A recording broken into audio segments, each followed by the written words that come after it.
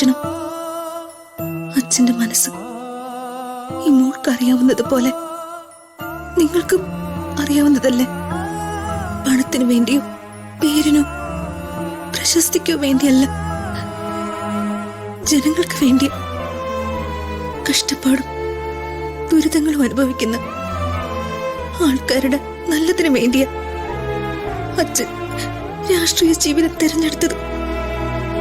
എല്ലാവർക്കും നാളിതുവരെ അച്ഛൻ നല്ലത് മാത്രമേ ചെയ്തിട്ടുള്ളൂ.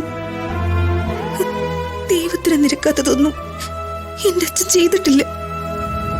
ഇതുവരെ അച്ഛൻ സമ്പാദിച്ച എല്ലാ സൽപ്പേരും നഷ്ടമായി അപമാനിതനായി എന്റെ അച്ഛൻ രാജിവെക്കാൻ നിർബന്ധിതനായി നിൽക്കുക. ഒരിക്കലും എന്റെ അച്ഛന് ഇങ്ങനൊരവസ്ഥ വരാൻ പാടില്ലായിരുന്നു.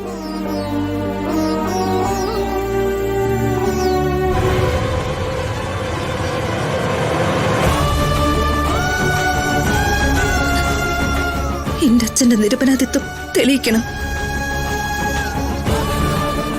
അദ്ദേഹത്തിന്റെ മന്ത്രിസ്ഥാനം നഷ്ടപ്പെടാൻ പാടില്ല. എന്റെ അച്ഛന്റെ ഈ അവസ്ഥയ്ക്ക് പിന്നിലുള്ളത് ആരായാലും അവര് പുറത്തു വരണം. എന്റെ അച്ഛന്റെ സത്യസന്ധത എല്ലാവരും മനസ്സിലാക്കണം.